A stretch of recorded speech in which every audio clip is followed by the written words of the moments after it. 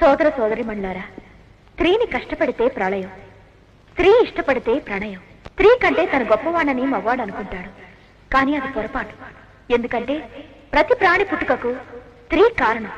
అంతెందుకు, భారత మాత అంటారు తప్ప భారత పిత అనరు, భూదేవి అంటారు తప్ప భూదేవుడు అనరు. ఇంకా చెప్పాలంటే గంగా, యమున, సరస్వతి, గోదావరి, కావేరి నదుల పేర్లు కూడా స్త్రీల పేర్లే.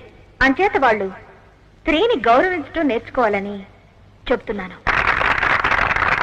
మేడం గారు కాసేపు ఢమ్ ఢమ్ లాడించాడు, చాలా బాగుంది, థ్యాంక్ యూ.